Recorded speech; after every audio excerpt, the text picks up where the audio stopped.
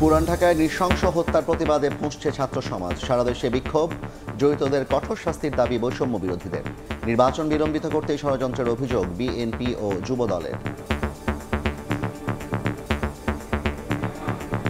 ক্ষমতায় আসার আগে যদি আপনাদের এই ক্যারেক্টার হয়, ক্ষমতায় আসলে আপনাদের কি ক্যারেক্টার হবে? নতুন ভাবে আমরা কাউকে ফ্যাসিবাদী হয়ে উঠতে দেব না। একটি বিশেষ গোষ্ঠী বিএনপি শীর্ষ নেতাদের বিরুদ্ধে সহিংসতার উস্কানি দিচ্ছে। বাংলাদেশে আজকে বিরাজমান সংকট তৈরি করার জন্য নানা ষড়যন্ত্র শুরু হয়েছে।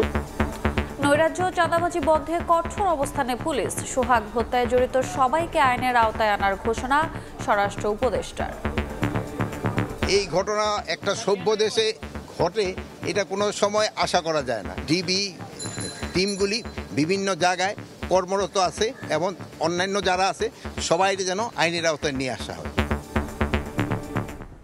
দেখছিলেন প্রধান শিরোনাম। দুপুরের সময় সঙ্গে আছি আমি জাফর সাদিক এবং আমি রোজা চৌধুরী। এবারে অন্যান্য শীর্ষ সংবাদ।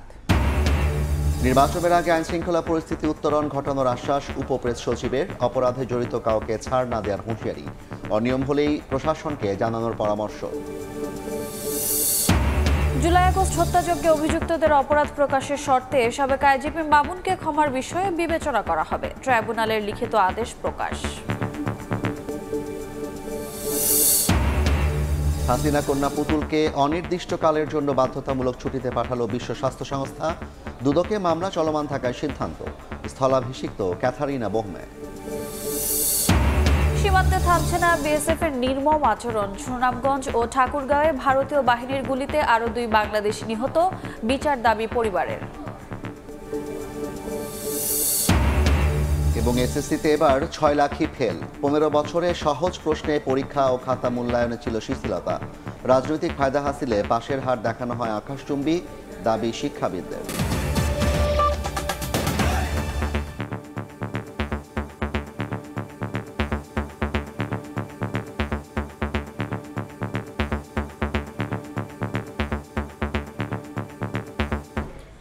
মিটফোর্ড হাসপাতালের সামনে নৃশংসভাবে ব্যবসায়ীকে হত্যার প্রতিবাদে উত্তাল রাজধানী। নতুন বাংলাদেশে কাউকে ফ্যাসিবাদ কায়েম করতে দেওয়া হবে না বলে হুঁশিয়ারি দিয়েছে বৈষম্য বিরোধীরা। দ্রুত বিচার ট্রাইব্যুনাল গঠন করে জড়িতদের বিচারের দাবি জানিয়েছে ছাত্র অধিকার। ছাত্রনেতাদের হুঁশিয়ারি, চাঁদাবাজি, হত্যা, দখলদারিত্ব না ছাড়লে বিএনপিকে আওয়ামী লীগের পরিণতি বরণ করতে হবে। বড় বড় সন্ত্রাসী কর্মকাণ্ড করেও অপরাধীরা পার পেয়ে যাওয়ায় সরকারের সমালোচনা করেন তারা।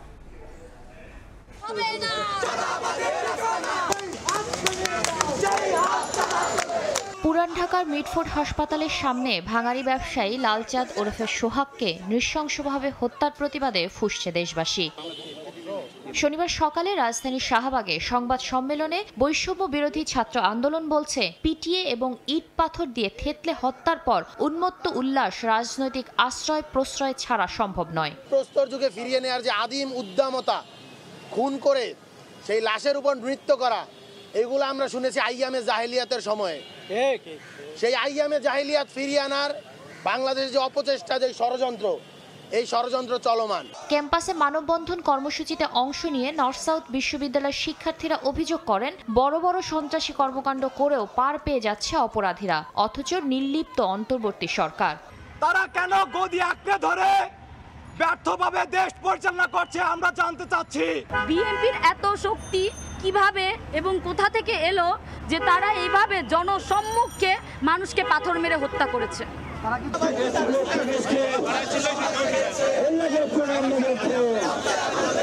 ঢাকা বিশ্ববিদ্যালয়ের রাজু ভাস্কর্যের সামনে বিক্ষোভ মিছিল করে সোহাগ হত্যায় জড়িতদের 24 ঘন্টার মধ্যে গ্রেফতার করার দাবি জানায় ছাত্র অধিকার পরিষদ। একই সঙ্গে দ্রুত বিচার ট্রাইব্যুনাল গঠন করে 1 মাসের মধ্যে বিচারের দাবি জানায় সংগঠনটি। এ সময় বক্তারা বলেন, চাঁদাবাজি, হত্যা, মামলা বাণিজ্য না ছাড়লে বিএনপির পরিণতিও আওয়ামী লীগের মতো হবে। ক্ষমতায় আসার আগে যদি আপনাদের এই ক্যারেক্টার হয়, ক্ষমতায় আসলে আপনাদের কি ক্যারেক্টার হবে? এই বাংলাদেশের মানুষ কিসের উপর ভরসা রেখে কেন আপনাদেরকে আসলে ভোট দিবে বলেন? যেই হত্যাকাণ্ড হয়েছে অনতিবিলম্বে সেই হত্যাকাণ্ডের দ্রুত বিচার ট্রাইব্যুনাল গঠনের মাধ্যমে আগামী 1 মাসের মধ্যে দৃষ্টান্তমূলক শাস্তি দিতে হবে। মিটফোর্ডের সামনে নৃশংস হত্যাসহ সারা দেশে চলমান খুন ধর্ষণের প্রতিবাদে জাতীয় মসজিদ বায়তুল মোকাররমের সামনে বিক্ষোভ মিছিল করে জামায়াতে ইসলামীর ঢাকা মহানগর দক্ষিণ শাখা। চাঁদাবাজি টেন্ডারবাজির বিরুদ্ধে নিজেদের অবস্থান পরিষ্কার করেন নেতারা। অস্থিতিশীল পরিবেশ তৈরি করার মধ্য দিয়ে তারা সেই ঠুনকো নির্বাচনের আয়োজনে সরকারকে বাধ্য করার অংশ হিসেবে এই সমস্ত ষড়যন্ত্র চালাচ্ছে। এ সময় সোহাগ হত্যায় জড়িতদের দ্রুততম সময় কঠোর শাস্তি নিশ্চিতের আহ্বান জানান বক্তারা। প্রতিবাদ চাঁদাবাজের বিরুদ্ধে। শাকিলা শারমিন, সময় সংবাদ, ঢাকা। এদিকে সোহাগ হত্যার ঘটনায় জাতীয় মসজিদ বায়তুল মোকাররমের সামনে বিক্ষোভ করছে জামায়াত ইসলামী। এই মুহূর্তে সেখানে আছেন রিপোর্টার আলামিন তুষার, সরাসরি যাচ্ছি তার কাছে। সাময়িক যান্ত্রিক গোলযোগের কারণে আমরা এখনই তুষারের লাইভটিতে যাচ্ছি না, আমরা পরবর্তী সংবাদে চলে যাচ্ছি। সাতক্ষীরায় এনসিপির জুলাই পদযাত্রায় বক্তব্য রাখছেন দলের আহ্বায়ক নাহিদ ইসলাম, সরাসরি যাচ্ছি সেখানে। তাহলে জনগণ আপনাদেরকে আর ক্ষমা করবে না। সাতক্ষীরাবাসী, আপনারা উপকূলাঞ্চলের বাসিন্দা, নানা ঘূর্ণিঝড় প্রতিকূলতা সত্ত্বেও, আপনারা নানা ক্ষতিগ্রস্তের শিকার হওয়া সত্ত্বেও এই দেশকে উপকূলে পাহারা দিয়ে যাচ্ছেন।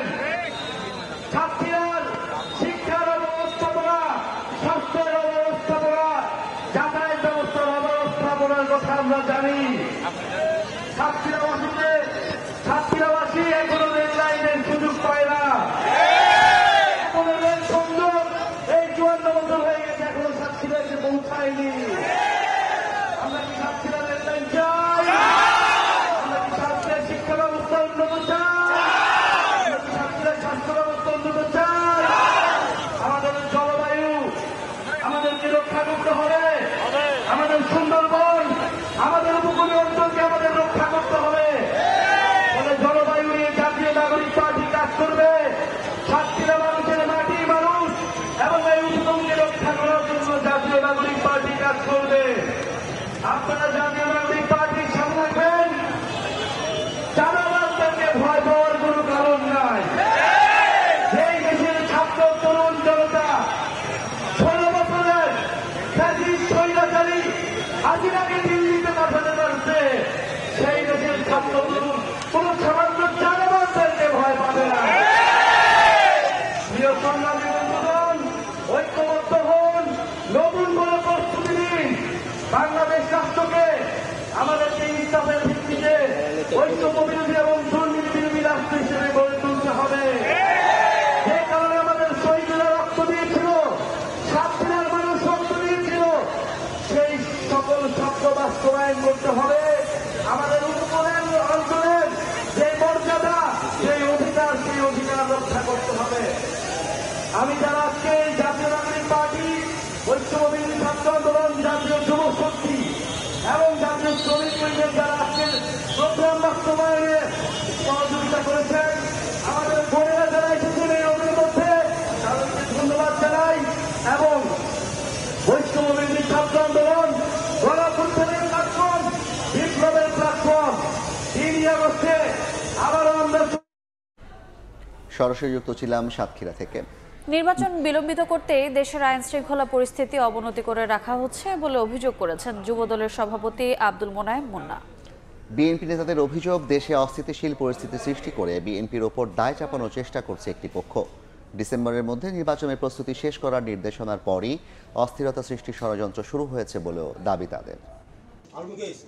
দেশের সাম্প্রতিক আইনশৃঙ্খলা পরিস্থিতি ও রাজনৈতিক সহিংসতা নিয়ে উদ্বেগ জানিয়ে শনিবার সকালে রাজধানী নয়াপল্টনে সংবাদ সম্মেলন করে যুবদল, স্বেচ্ছাসেবক দল ও ছাত্র দল। সংবাদ সম্মেলনে যুবদলের কেন্দ্রীয় সভাপতি অভিযোগ করেন, যুবদল কর্মী সোহাগ হত্যার 2 দিন পর ভিডিও প্রকাশে এনে একটি মহল ঘটনাকে ভিন্ন খাতে নেওয়ার চেষ্টা করছে।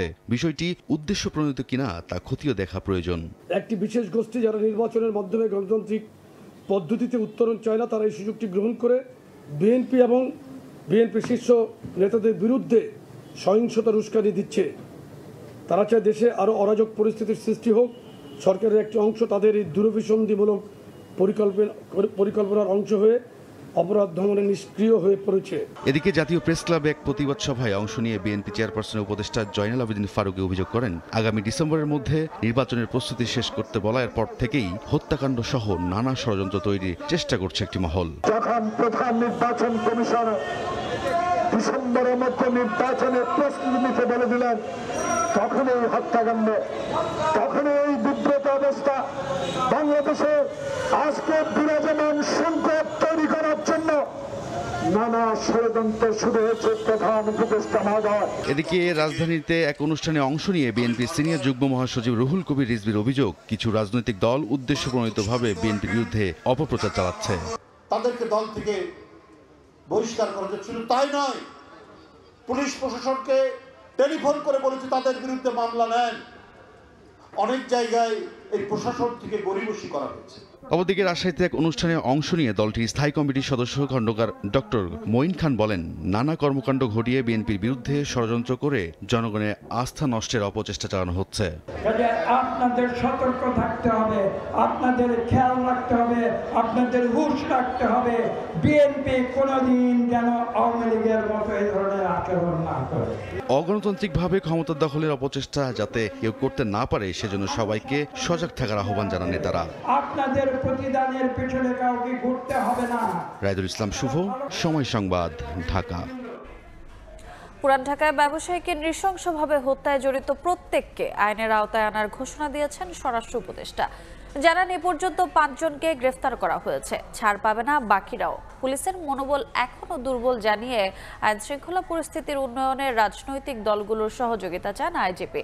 আর র্যাব মহাপরিচালক বলেন, অপরাধীর দলীয় পরিচয় যাই হোক না কেন কঠোর ব্যবস্থা নেওয়া হবে। মব সন্ত্রাসকে প্রশ্রয় দেওয়া হবে না বলেও হুঁশিয়ার করেন তিনি। ভাঙাড়ি ব্যবসায়ী লালচাঁদ ওরফে সোহাগ হত্যার ভিডিও ছড়িয়ে পড়ার পর দেশজুড়ে তোলপাড় চলছে, তুমুল আলোচনা সমালোচনা। নৃশংস এই হত্যাকাণ্ডে জড়িত থাকার অভিযোগে কয়েকজনকে গ্রেফতার করেছে আইনশৃঙ্খলা বাহিনী। সাম্প্রতিক সময় শনিবার সকালে রাজধানীর কারওয়ান বাজারে র্যাব মিডিয়া সেন্টারে ব্রিফিংয়ে এলিট ফোর্সটির মহাপরিচালক জানান, সোহাগ হত্যার ছায়া তদন্ত করছে র্যাব। জড়িতদের গ্রেফতারে সব বাহিনী কাজ করছে জানিয়ে বলেন, অপরাধীদের দলীয় পরিচয় বিবেচ্য নয়।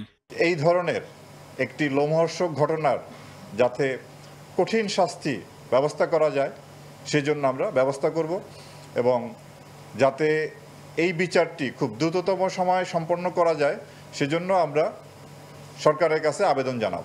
এ সময় মব সন্ত্রাসের বিরুদ্ধে কঠোর অবস্থানের কথা তুলে ধরে র্যাব মহাপরিচালকের আশা, ভোটের আগেই নিশ্চিত হবে নির্বাচনের উপযোগী পরিবেশ। আমরা এই ধরনের মব ভায়োলেন্সের ব্যাপারে কঠিন পদক্ষেপ গ্রহণ করব। কোনোভাবেই আইন কারো হাতে তুলে নেওয়া যাবে না, আইনকে শ্রদ্ধা করতে হবে এবং আইন মেনে চলতে হবে। এদিন পুরান ঢাকায় ব্যারাক পরিদর্শনে গিয়ে সাংবাদিকদের প্রশ্নের জবাবে আইজিপি স্বীকার করেন, এখনো পুরোপুরি মনোবল ফেরেনি পুলিশের। আইন শৃঙ্খলা পরিস্থিতির উন্নয়নে চান রাজনৈতিক দলগুলোর সহযোগিতা। এইরকম একটা ট্রমাটিক এক্সপিরিয়েন্সের পরে এই আমার ফোর্সটাকে গুছিয়ে তাদেরকে 100% ইফেক্টিভ করা, এই জায়গাটাই কিন্তু আমি এখনো সন্তুষ্ট না। আপনারা যাই বলেন, I am still in the process. এইখানে আমরা তাদের সর্বক্ষেত্রে সহযোগিতা করব so that we can do it, যাতে they can take over actually. এ সময় সোহাগ হত্যায় জড়িত সবাইকে আইনের আওতায় আনার ঘোষণা দেন স্বরাষ্ট্র উপদেষ্টা। খুবই দুঃখজনক একটা ঘটনা। এটার জন্য আমরা অলরেডি 5 জনকে আইনের আওতায় নিয়ে আসছি। আমাদের ডিবি টিমগুলি অলরেডি বিভিন্ন জায়গায় আছে, বাকি যারা আছে তাদের আইনের আওতায় নিয়ে আসার জন্য। এছাড়া নির্বাচন পরিচালনায় ডিসেম্বরের মধ্যে আইন শৃঙ্খলা সংক্রান্ত প্রস্তুতি সম্পন্ন হবে বলেও জানান স্বরাষ্ট্র উপদেষ্টা। 12 তারিখ। ফারুক ভিয়া, রবিন, সময় সংবাদ, ঢাকা। সম্প্রতি যে ঘটনাগুলো ঘটছে সেগুলোতে সরকার দ্রুত পদক্ষেপ নিচ্ছেন। এখন থেকে কাউকে ছাড় দেওয়ার সুযোগ নেই বলে জানিয়েছেন প্রধান উপদেষ্টার উপপ্রেস সচিব মোহাম্মদ আবুল কালাম আজাদ মজুমদার। সকালে রাজশাহী জেলা প্রশাসকের কার্যালয়ের সভাকক্ষে মতবিনিময় সভা অনুষ্ঠিত হয়। এতে প্রধান অতিথি ছিলেন প্রধান উপদেষ্টার উপপ্রেস সচিব। তিনি আরও বলেন, পুলিশকে নির্দেশনা দেওয়া হয়েছে, ধীরে ধীরে পরিস্থিতির উন্নয়ন ঘটবে। নির্বাচনের আগে আইনশৃঙ্খলা পরিস্থিতির উন্নতির বিকল্প নেই বলেও মনে করেন তিনি। এছাড়া কোনো অনিয়ম ঘটলে প্রশাসনকে জানানোর আহ্বান জানান উপপ্রেস সচিব। গণ অভ্যুত্থানের পরে দেশের পরিস্থিতি খুব বিশৃঙ্খল ছিল। সেই অবস্থা থেকে ধীরে ধীরে পরিস্থিতিটাকে উত্তরণ করে একটা ভালো দিকে নিয়ে যাওয়ার জন্য অন্তর্বর্তীকালীন সরকার আপ্রাণ চেষ্টা করছেন, কিন্তু এর মধ্যেও কিছু ঘটনা ঘটছে। যখনই এ ধরনের কোনো ঘটনা ঘটছে সরকার কিন্তু খুব দ্রুত পদক্ষেপ নিচ্ছে। একটা ঘটনা বেশ সামাজিক যোগাযোগ মাধ্যমে আলোচিত হয়েছে এবং আপনারা জেনেছেন যে তাৎক্ষণিকভাবে পুলিশ ব্যবস্থা নিয়ে 4 জনকে গ্রেপ্তার করেছে। আইন শৃঙ্খলা ক্ষেত্রে এখন থেকে আর কোনোভাবেই কাউকে কোনো ছাড় দেওয়ার কোনো সুযোগ নেই। জুলাই আগস্টের হত্যাযজ্ঞে নিজের এবং প্রধান ও সহযোগী অভিযুক্তদের অপরাধ সম্পর্কিত সম্পূর্ণ সত্য প্রকাশ করার শর্তে সাবেক আইজিপি চৌধুরী আব্দুল্লাহ আল মামুনকে ক্ষমার বিষয়টি বিবেচনা করা হবে বলে আদেশে উল্লেখ করেছেন আন্তর্জাতিক অপরাধ ট্রাইব্যুনাল 1। ট্রাইব্যুনালের চেয়ারম্যান গোলাম মর্তুজা মজুমদারের নেতৃত্বাধীন 3 সদস্যের ট্রাইব্যুনাল 2 পৃষ্ঠার লিখিত আদেশ প্রকাশ করা হয়। লিখিত আদেশে আরও বলা হয়েছে, মামুনের আইনজীবী রাজসাক্ষী হওয়ায় তাকে ক্ষমা করে দেওয়ার আবেদন জানানো হয়েছে। তবে ট্রাইব্যুনাল মনে করেন সাবেক আইজিপি চৌধুরী আব্দুল্লাহ আল মামুন যখন অপরাধ সম্পর্কে সম্পূর্ণ সত্য প্রকাশ করে এবং প্রধান অভিযুক্ত ও সহযোগী অভিযুক্তের অপরাধ সম্পর্কে তার জানার সমস্ত ঘটনা প্রকাশ করবেন, তখন ক্ষমার বিষয়টি বিবেচনা করা যাবে। এর আগে 10 জুলাই হত্যাযজ্ঞের দায় স্বীকার করে শেখ হাসিনার মামলায় রাজসাক্ষী হন সাবেক পুলিশ মহাপরিদর্শক চৌধুরী আব্দুল্লাহ আল মামুন। 18 জুলাই সাভারে এপিসি থেকে ফেলে শহীদ আসহাবুল ইয়ামিনকে হত্যার আগে গুলি করা পুলিশ সদস্যকে গ্রেপ্তার করা হয়েছে। প্রাথমিকভাবে গুলি করার কথা স্বীকার করেছে পুলিশ সদস্য। 18 জুলাই সাভারে গুলির পর পুলিশের সাঁজোয়া জানে তুলে সেখান থেকে রাস্তায় ফেলে দিয়ে military institute of science and টেকনোলজির 4th বর্ষের শিক্ষার্থী শেখ আসহাবুল ইয়ামিনকে হত্যা করা হয়। এই ঘটনায় গত 23 সেপ্টেম্বর সাবেক প্রধানমন্ত্রী শেখ হাসিনা সহ 78 জনের নামে আন্তর্জাতিক অপরাধ ট্রাইব্যুনালে অভিযোগ দায়ের করেন ইয়ামিনের মামা।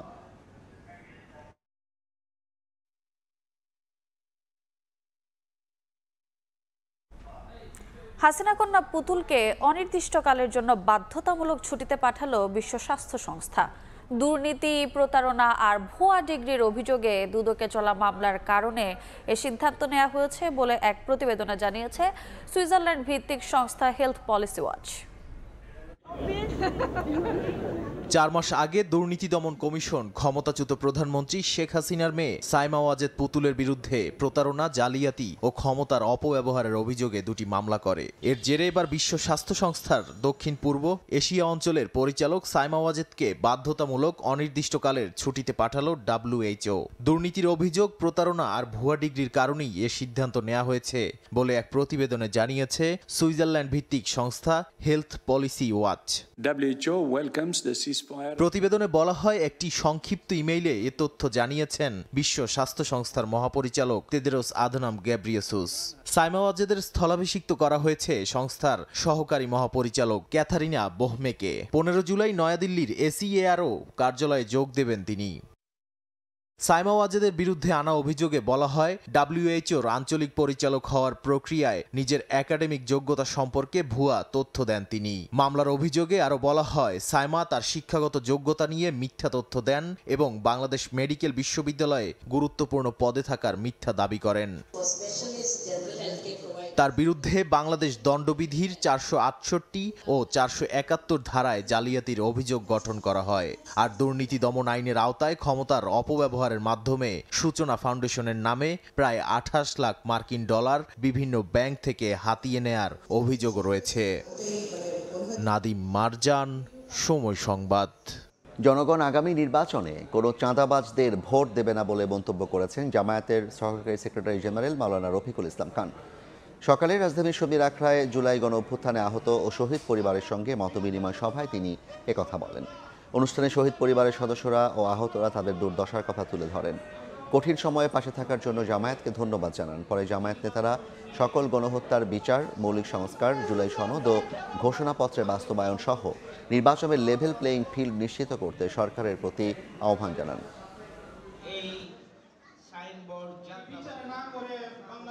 বাংলাদেশ চাঁদাবাজ মুক্ত করার জন্য জীবন দিয়েছে, কিন্তু বাংলাদেশ কি চাঁদাবাজ মুক্ত হয়েছে? জামাত ইসলামের কোন লোকেরা চাঁদা চাইতে গেছে কারোর কাছে? বাংলাদেশের কোন ইসলামী দল গেছে? আওয়ামী লীগ তো নাই। তাহলে এখন চাঁদাবাজি কারা করে?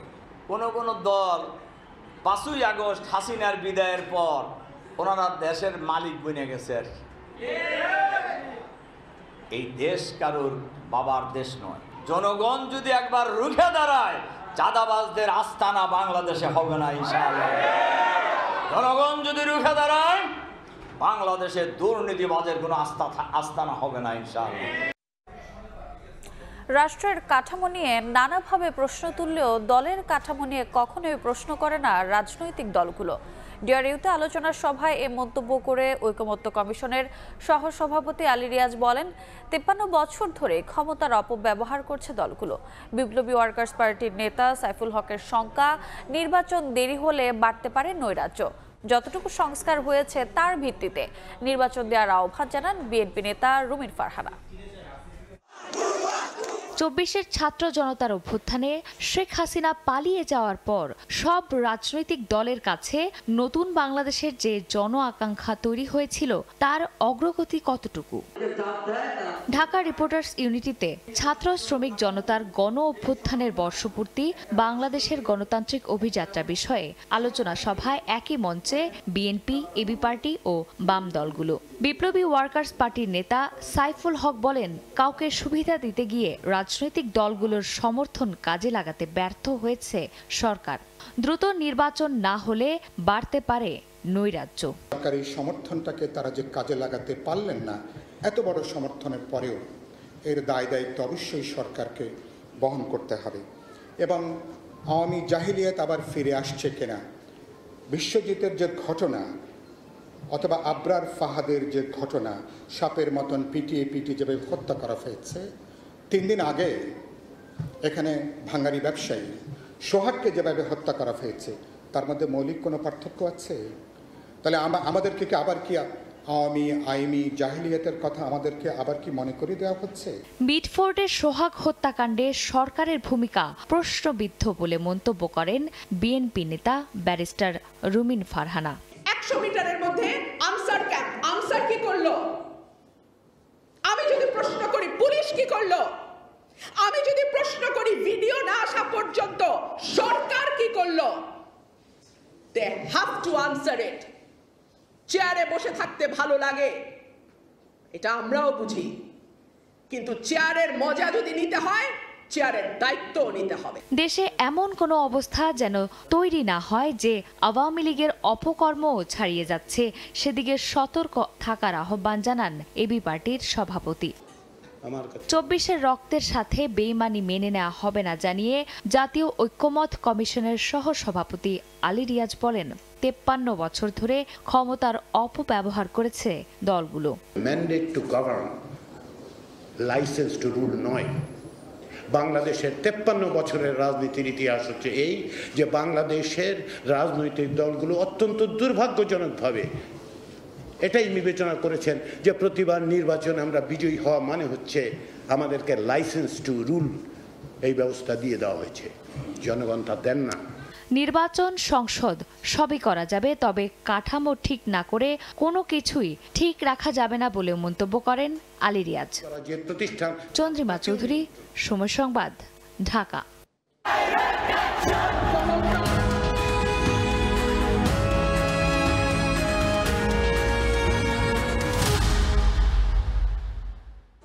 রক্তাক্ত জুলাইয়ের 12 তারিখ ছিল শুক্রবার। আগের দিনের ঘোষণা অনুযায়ী শিক্ষার্থীদের উপর হামলার প্রতিবাদে দেশব্যাপী বিক্ষোভ ও সমাবেশ করে বৈষম্য বিরোধী ছাত্র আন্দোলন। এদিন শিক্ষার্থীদের উদ্দেশ্যে তৎকালীন ডিএমপি কমিশনারের হুঁশিয়ারি আমলে না নিয়ে দাবি আদায়ে অনড় থাকেন শিক্ষার্থীরা।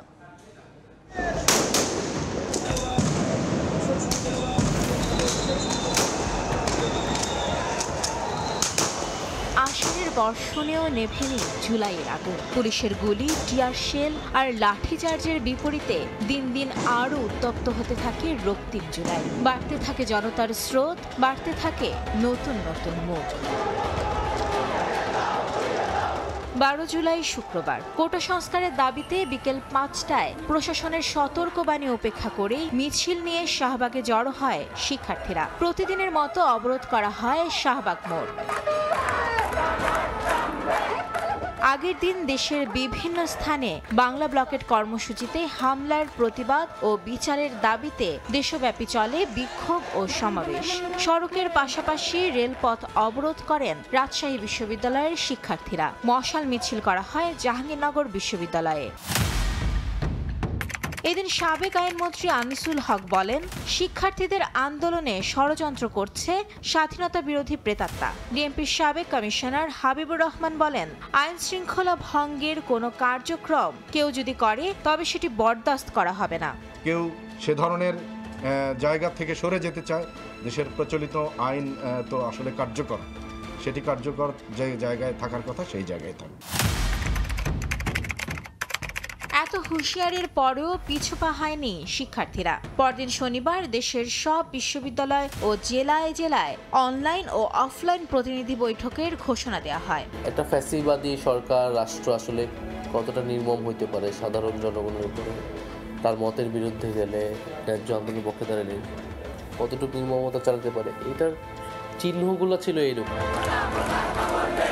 শনিবারের বৈঠকের পর পরবর্তী কর্মসূচির ঘোষণা আসবে বলে জানায় শিক্ষার্থীরা। মাইমুনা হায়দার চৌধুরী, সময় সংবাদ, ঢাকা। সুনামগঞ্জ ও ঠাকুরগাঁও সীমান্তে বিএসএফ এর গুলিতে 2 বাংলাদেশি নিহত হয়েছেন। এদের মধ্যে ঠাকুরগাঁওয়ে নিহতের লাশ এখনও ফেরত দেয়নি ভারত। পতাকা বৈঠকের মাধ্যমে বিষয়টি সমাধানের আশা বিজেপির।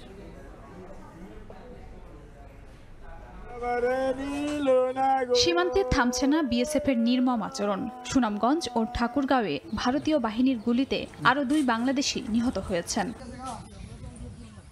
পুলিশ জানায়, শুক্রবার রাতে সুনামগঞ্জের দোয়ারা বাজারের ভাঙ্গাপাড়া গ্রামের শফিকুল ইসলাম সহ কয়েকজন বাগানবাড়ি সীমান্ত দিয়ে ভারত থেকে গরু আনতে যান। এ সময় বিএসএফ সদস্যরা তাদের লক্ষ্য করে গুলি চালায়। এতে শফিকুলের বুকে গুলি লাগলে গুরুতর আহত হন তিনি। স্থানীয়রা তাকে উদ্ধার করে উপজেলা স্বাস্থ্য কমপ্লেক্সে নিয়ে গেলে চিকিৎসক মৃত ঘোষণা করেন।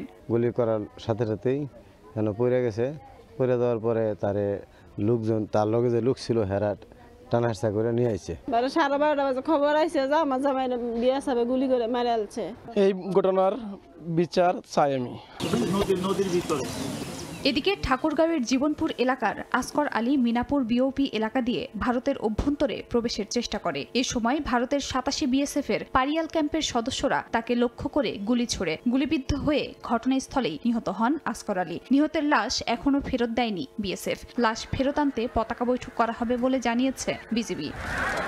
খাদিজা স্বপ্না, সময় সংবাদ। রাজধানীতে হঠাৎ বেড়েছে চোরাগোপ্তা হামলা।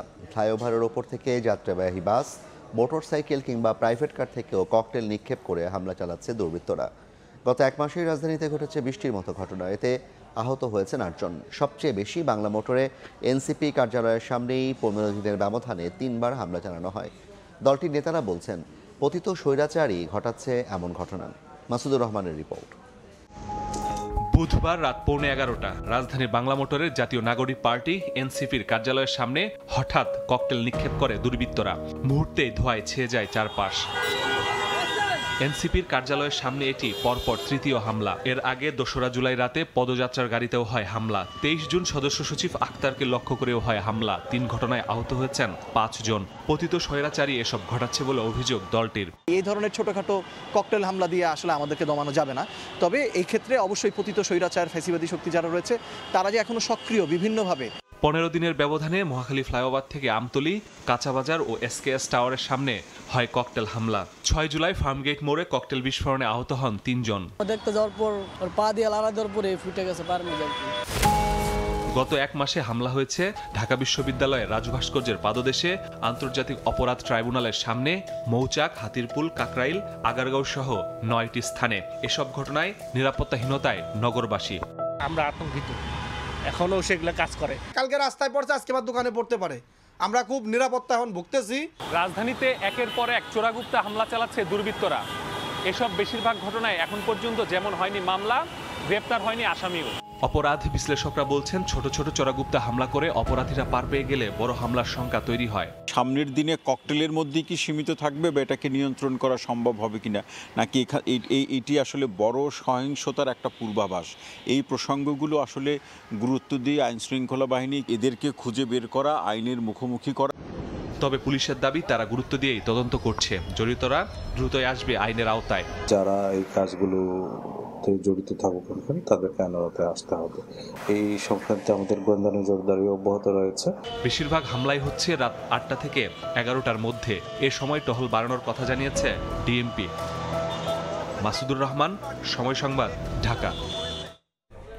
চট্টগ্রামে স্ত্রীকে নৃশংসভাবে হত্যা করে লাশ 11 টুকরা করে গুম করার চেষ্টা মামলার প্রধান আসামি সুমনকে ব্রাহ্মণবাড়িয়া থেকে গ্রেফতার করা হয়েছে। পরকীয়া সম্পর্কের জেরে এ হত্যাকাণ্ড বলে জানিয়েছে র্যাব। বেশ কিছুদিন ধরে বনিবনা হচ্ছিল না স্বামী স্ত্রীর, দাম্পত্য কলহ লেগেই ছিল। এরই জেরে 9 জুলাই একমাত্র সন্তানকে আত্মীয়ের বাড়ি পাঠিয়ে স্ত্রী ফাতেমাকে হত্যার পর 11 টুকরা করে স্বামী। এরপর মাথা ও 2 হাত কেটে ফ্রিজে রেখেছিল সে। ফ্ল্যাট থেকে দুর্গন্ধ ও অস্বাভাবিক নড়াচড়ার শব্দ পেয়ে বাড়ির কেয়ারটেকার সহ কয়েকজন তাদের বাসায় তল্লাশি চালায়। পরে ফ্ল্যাটটির বিভিন্ন স্থান থেকে ফাতেমার শরীরের বিভিন্ন খণ্ডিত অংশ দেখতে পান তারা। ঘটনার পর অভিযুক্তকে বাড়ির কেয়ারটেকার সহ এলাকাবাসী মিলে আটক করলেও জানালার গ্রিল কেটে পালিয়ে যায় সে। শনিবার সকালে সংবাদ সম্মেলনে র্যাব জানায়, তথ্য প্রযুক্তি ও গোপন সংবাদের ভিত্তিতে 11 জুলাই অভিযান চালিয়ে ব্রাহ্মণবাড়িয়া থেকে তাকে গ্রেফতার করা হয়। 42 ঘন্টার মধ্যে আমরা এই আসামিটা গ্রেপ্তার করতে সক্ষম হয়েছি।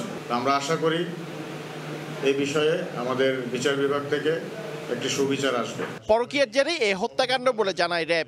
সে দাবি করেছে যে তার স্ত্রীর নাকি পরকীয়ার সম্পর্ক ছিল, এটা তার দাবি। পরবর্তীতে তদন্ত সাপেক্ষে কিংবা কোর্ট থেকে হয়তো বিস্তারিত জিজ্ঞাসাবাদের জন্য রিমান্ডে নিয়ে আসলে হয়তো আরো বিস্তারিত জানা যাবে। এই ঘটনায় চট্টগ্রাম নগরীর বাইজিদ থানায় হত্যা মামলা হয়েছে।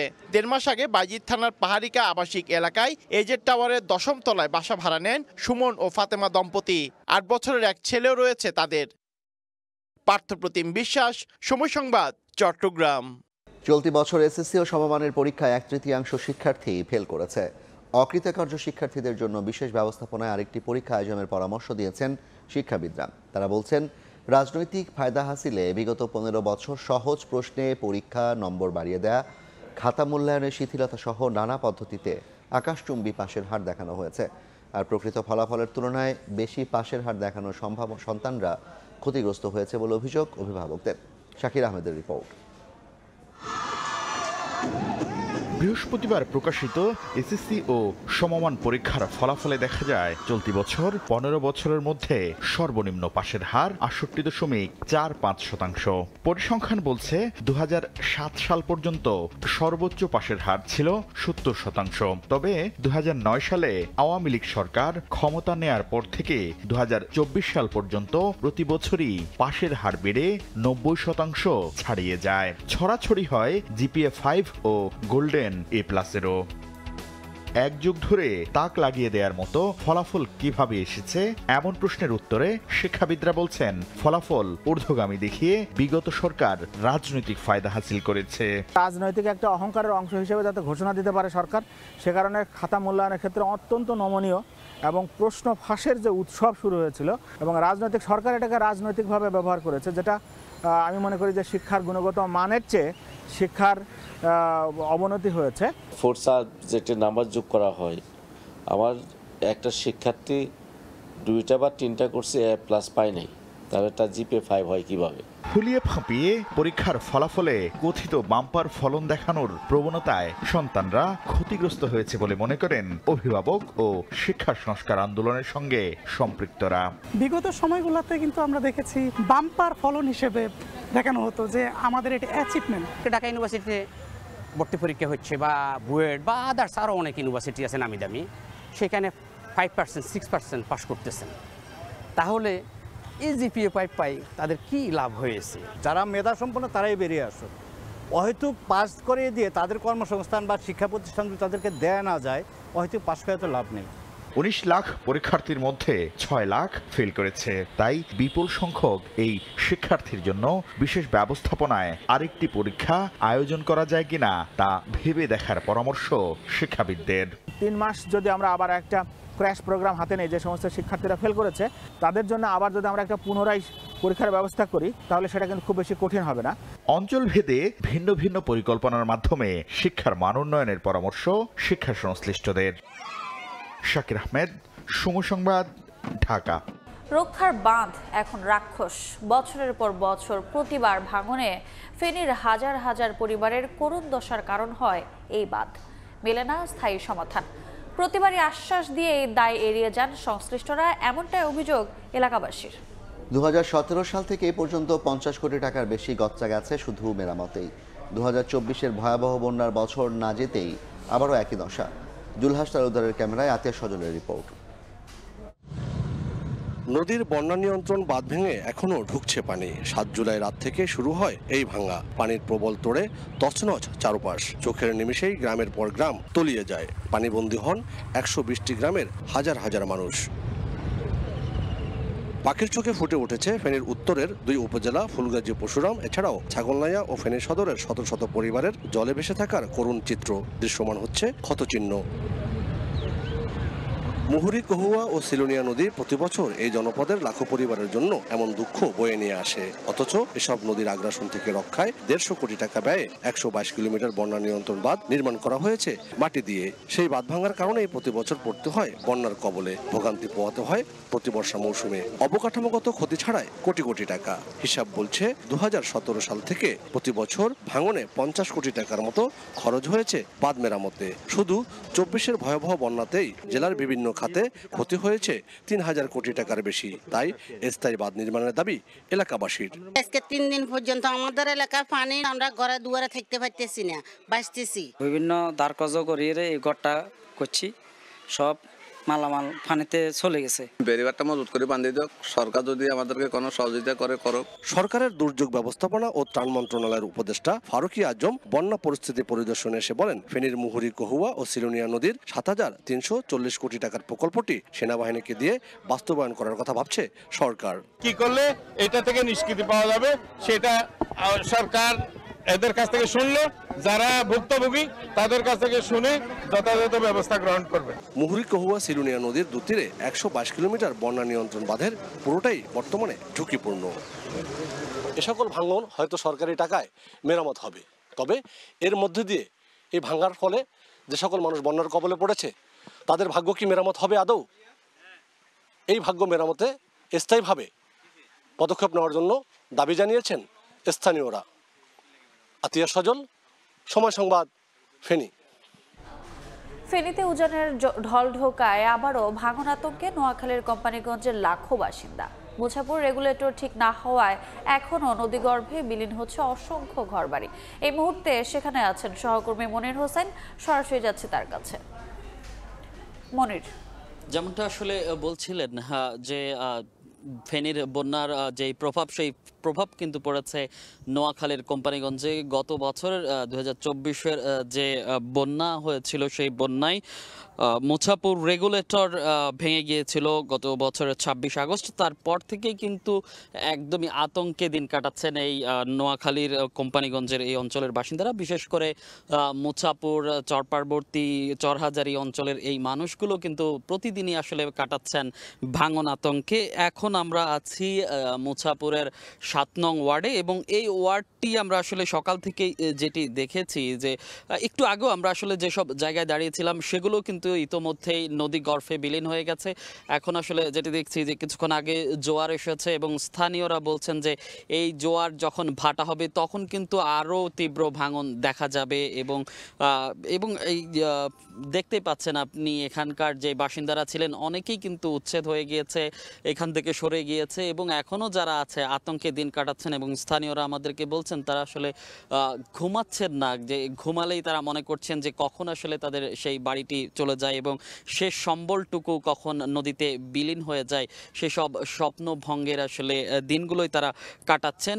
তবে তারা আসলে যেটি বলছেন যে স্থায়ী একটি সমাধান, যেমন যে মুছাপুর রেগুলেটর যদি সংস্কার করা হয় তাহলে হয়তোবা তাদের এই ভাঙনটা কিছুটা আসলে কমবে এবং তারা একটু স্বস্তি পাবে। পাশাপাশি আমরা আসলে দেখেছি আজকে থেকেই এখানে সেনাবাহিনীর যেই কার্যক্রম সেটি আসলে শুরু হয়েছে। পাইলিং করে এখানে যে জিও ব্যাগ ফেলে এখানে বাঁধার যেই চেষ্টা সেটি আসলে আমরা দেখতে পেয়েছি, এবং এখনও এখানে তাদের যে কার্যক্রম সেটি শুরু হয়েছে দুপুরের পর থেকে। এবং আমরা দেখছি আসলে যে জিও ব্যাগ, সেই জিও ব্যাগগুলো আনা হচ্ছে এবং এটি আসলে সংস্কারে কাজ শুরু হয়েছে বলে আমাদেরকে জানানো হয়েছে। তো নোয়াখালীর কোম্পানিগঞ্জের মুছাপুর থেকে নদী ভাঙনের এই ছিল এখনকার মতো আমার কাছে সবশেষ। সরাসরি যুক্ত ছিলাম ফেনীতে।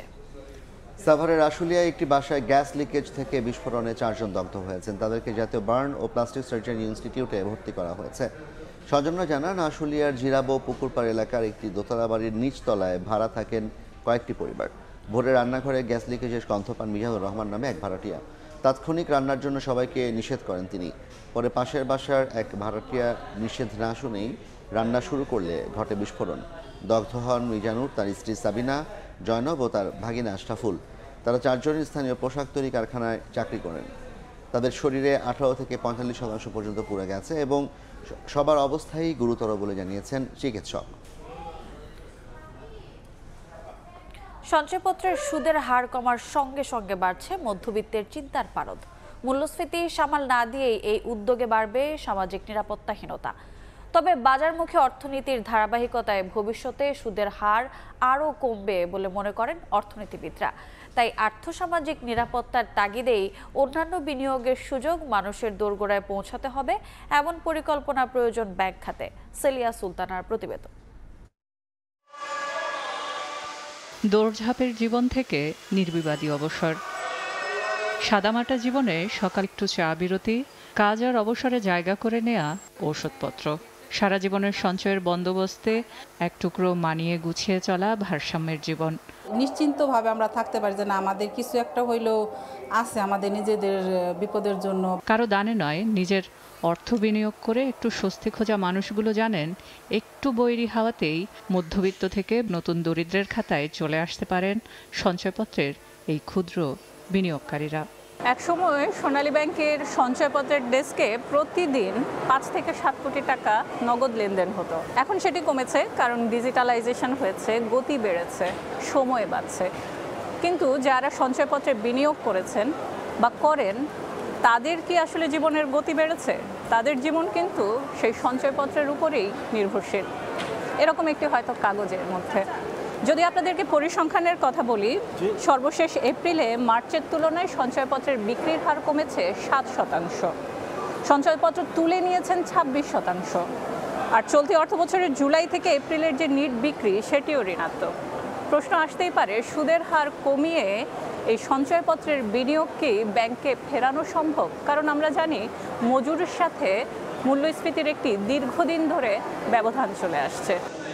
Pension holder, low income pension holder যারা এটার উপর 8-10 লাখ করে সেখান থেকে তারা একটা রিটার্ন নিয়ে সংসার পরিচালনা করছে, তাদের উপর নিশ্চিতভাবে এটার নেতিবাচক প্রভাব পড়বে। পভার্টি স্টিল ওয়ার্ল্ড ব্যাংকের হিসাব হচ্ছে নতুন করে একটা প্রায় 30 লক্ষের কাছাকাছি নতুন করে দারিদ্র্য সীমার নিচে চলে আসবে আর কি। এই যখন পরিস্থিতি, তখন এদের ইন্টারেস্টটা প্রোটেক্ট করাটা আমার মনে হয় সরকারের একটা প্রায়োরিটি এজেন্ডার মধ্যে থাকা দরকার।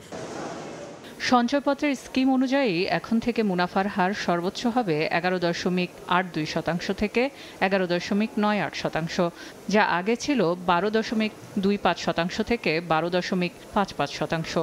ফাইন্যান্স মিনিস্টার যারা আছেন তারা তো অনেকটা আগের গভর্নমেন্টের চেয়ে অনেকটা বেশি মার্কেট ওরিয়েন্টেড। আপনি জানেন বাংলাদেশ ব্যাংকের বর্তমান গভর্নর আসার পরে ওই এক্সচেঞ্জ রেট মার্কেটাইজ করেছে, ইন্টারেস্ট রেটটা মার্কেটাইজ করেছে। সুতরাং তার অ্যানাদার স্টেপ এটা হওয়া উচিত যে ডেফিনেটলি যে সঞ্চয়পত্র রেটও সে কমাইয়া দিবে। আগের মতোই 7.5 লাখ টাকার বিভাজন রাখা হয়েছে। সেক্ষেত্রে যাদের বিনিয়োগ এই সীমার নিচে, তাদের জন্য বেশি মুনাফা, ও যেসব সঞ্চয়পত্রের মূল্যমান 7.5 লাখ টাকার বেশি, তাদের জন্য তুলনামূলক মুনাফার হার কমবে। সেলিয়া সুলতানা, সময় সংবাদ, ঢাকা। আগামী বছর থেকে সরকারি স্বাস্থ্য সংস্থার ফিটনেস সার্টিফিকেট ছাড়া সৌদি আরবে যেতে পারবেন না বাংলাদেশি হজযাত্রীরা। কিডনি ক্যান্সার সহ জটিল রোগ নিয়ে হজ পালন করতে গিয়ে মারাত্মক অসুস্থ হয়ে পড়েন অনেকে। এ কারণে যথাযথ ফিটনেস পরীক্ষার সিদ্ধান্ত নিয়েছে সৌদি সরকার। প্রাক নিবন্ধনের আগেই সারতে হবে স্বাস্থ্য যাচাই প্রক্রিয়া কার্যক্রম। চলতি বছর 87,000 হাজির মধ্যে 69,000 জন বাংলাদেশি সৌদি আরবের চিকিৎসা গ্রহণ করেছেন।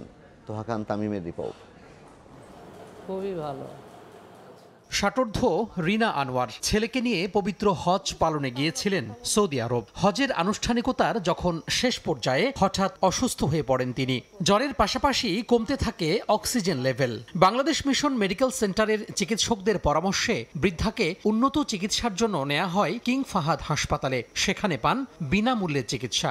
জ্বর হয়েছে আর নিউমোনিয়া, ঠান্ডা লাগছে। ফ্লাইটে অক্সিজেন দেওয়ার ব্যবস্থা করে, এই ব্যবস্থাটাও হসপিটাল কর্তৃপক্ষই করে দেয়। বাংলাদেশ থেকে যাওয়া হজযাত্রীদের মধ্যে অনেকে কিডনি ক্যান্সার সহ বিভিন্ন জটিল রোগে আগে থেকেই ছিলেন আক্রান্ত। বয়সের কারণে অনেকে সেখানে গিয়ে হয়ে পড়েন অসুস্থ।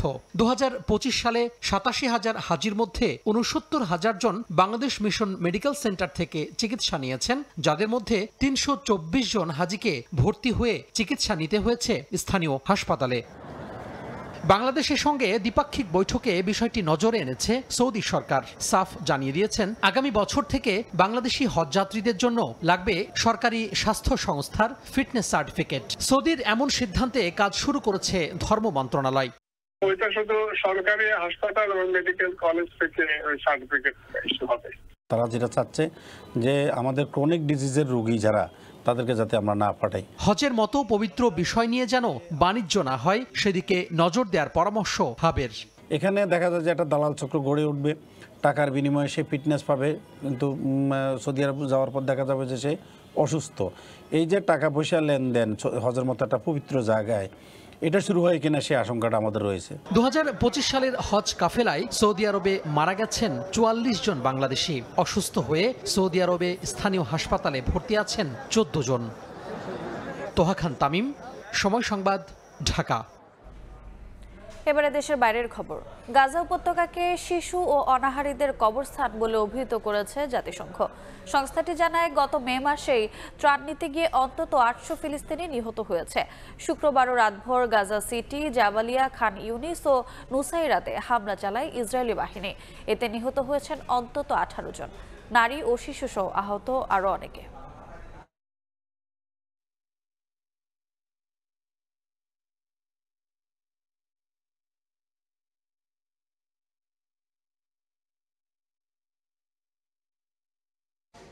খেলার খবর।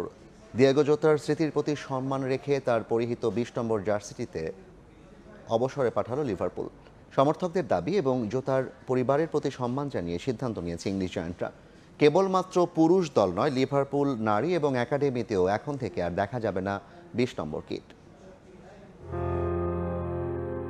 2020 সালে যোগ দিয়েছিলেন লিভারপুলে, গায়ে জড়াতেন অলরেডদের 20 নম্বর জার্সি। এ মৌসুমে ক্লাবের 20তম শিরোপা জয়ের পেছনে ছিল তার অসামান্য অবদান।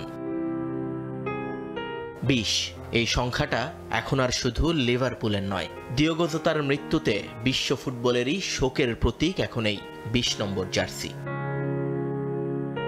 দিয়েগো জোতার মৃত্যুর পর থেকেই চলছিল আলোচনাটা। সমর্থকদের মধ্য থেকেই প্রথম শোনা যায় এটি। জোতার সম্মানে আজীবনের জন্য 20 নম্বর জার্সিটিকে উঠিয়ে রাখার আবেদন করেন অনেকেই, কিন্তু লিভারপুলের ইতিহাসে কোনো জার্সি অবসরে পাঠানোর নজির না থাকায় সিদ্ধান্ত নিতে দ্বিধাদ্বন্দ্বে ভুগছিলেন ক্লাব কর্তৃপক্ষ।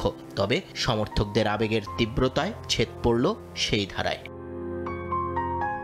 আনুষ্ঠানিকভাবে ক্লাব ওয়েবসাইট, ফেসবুক পেজ এবং ইনস্টাগ্রামে একযোগে এক বিবৃতি প্রকাশ করেছে লিভারপুল ক্লাব ম্যানেজমেন্ট, যেখানে জানানো হয়েছে 20 নম্বর জার্সিটির শেষ ফুটবলার হিসেবে আজীবন থেকে যাবে পর্তুগিজ দিয়েগো জোতার নাম। এখন থেকে 20 নম্বর জার্সিটিকে অবসরে পাঠানোর সিদ্ধান্ত নিয়েছেন তারা। ক্লাব সমর্থকদের দাবি এবং জোতার প্রতি সম্মান জানিয়ে এই সিদ্ধান্ত নেওয়া হয়েছে বলে নিশ্চিত করা হয়েছে ক্লাবের পক্ষ থেকে। জোতার স্ত্রী এবং পরিবারের সদস্যদের সঙ্গে আলোচনা করেই এই সিদ্ধান্ত নেওয়া হয়। দিয়েগোর প্রতি সম্মান জানিয়ে জার্সিটি যে শুধুমাত্র পুরুষ ফুটবলারদের গায়ে উঠবে না তা কিন্তু নয়। লিভারপুল নারী দল এবং একাডেমি টিমের কিট থেকেও 20 সংখ্যাটিকে সরিয়ে রাখার সিদ্ধান্ত নেওয়া হয়েছে। বিবৃতিতে দাবি করা হয়েছে, কেবলমাত্র জোতার অবদানকে স্বীকৃতি জানানোই নয়, বরং সতীর্থ এবং সহকর্মীদের সঙ্গে তার যে সম্পর্কের বন্ধন গড়ে উঠেছিল সেটাকেও সম্মান জানাচ্ছে লিভারপুল। 2020 সালে উলভারহ্যাম্পটন থেকে লিভারপুলে যোগ দিয়েছিলেন দিয়েগো জোতা। অলরেডদের হয়ে এ সময়কালে তিনি খেলেছেন 182টি ম্যাচ, যেখানে গোল করেছেন 65টি। 2022 সালের এফএ কাপ, কারাবাও কাপ এবং 2024 সালে ইংলিশ প্রিমিয়ার লিগ জয়ী দলের অন্যতম সদস্য ছিলেন দিয়েগো জোতা। নিয়ন মোহাইমিন, সময় সংবাদ। এ পর্যায়ে শীর্ষ সংবাদগুলো জানিয়ে দিচ্ছে আরেকবার। পুরান ঢাকায় নৃশংস হত্যার প্রতিবাদে ফুঁসছে ছাত্র সমাজ। রাজধানী সহ বিক্ষোভ সারা দেশে, কঠোর শাস্তি নিশ্চিতের দাবি। সবাইকে আইনের আওতায় আনার ঘোষণা উপদেষ্টার। নির্বাচনী প্রস্তুতির নির্দেশনার পরই শুরু হয়েছে ষড়যন্ত্র, অভিযোগ বিএনপির। অস্থিতিশীল পরিস্থিতি সৃষ্টি করে দায় চাপানোর চেষ্টা করছে একটি পক্ষ, দাবি যুবদলের। এবং জুলাই আগস্ট হত্যাযজ্ঞে অভিযুক্তদের অপরাধ প্রকাশের শর্তে সাবেক আইজিপি মামুনকে ক্ষমার বিষয়ে বিবেচনা করা হবে। ট্রাইব্যুনালের লিখিত আদেশ প্রকাশ।